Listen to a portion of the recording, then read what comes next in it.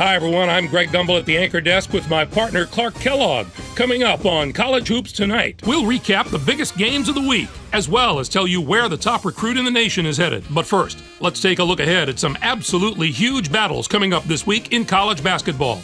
There are going to be a lot of wins on the sidelines in this matchup. Two of the game's most recognizable figures will meet as they each try to coach their teams to victory.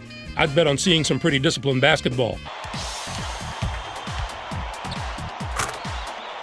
And we have another upcoming contest that promises to be a classic. Anytime a pair of top 5 teams squares off, it has the potential for major ramifications when the tournament committee gets together to discuss potential number 1 seeds come March.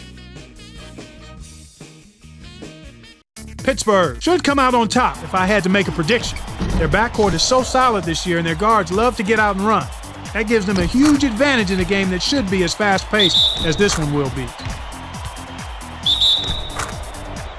Now, let's turn our attention to some of the action of the past week in the NCAA with our Games of the Week. We had a pair of top 10 teams duking it out, Clark, in our first featured game. Syracuse got the better of Oklahoma. The Oklahoma Sooners didn't hold up their end of the bargain in this matchup.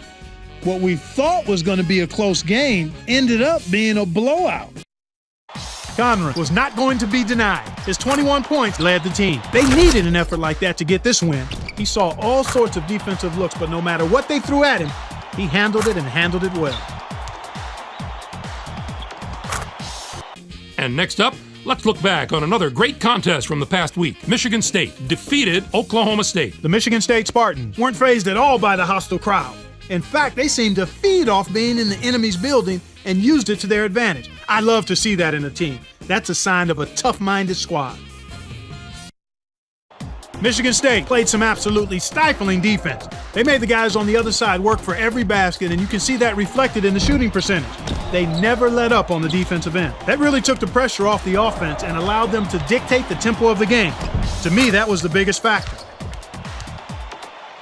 There's just as much action in the living room as there is in the locker room at this time of year as college coaches make their pitch to high school stars around the nation in the hope of finding a special player that'll push their program to the next level. The Illinois Fighting Illini have to be considered the big winners in the recruiting wars this week. They brought in a young man whose talent is undeniable. Manyweather probably has the talent to go straight to the pros, but I'm really happy he chose to go to college. And I know everyone on that campus is thrilled as well. When you think of this program, some of the great forwards in the college game immediately come to mind.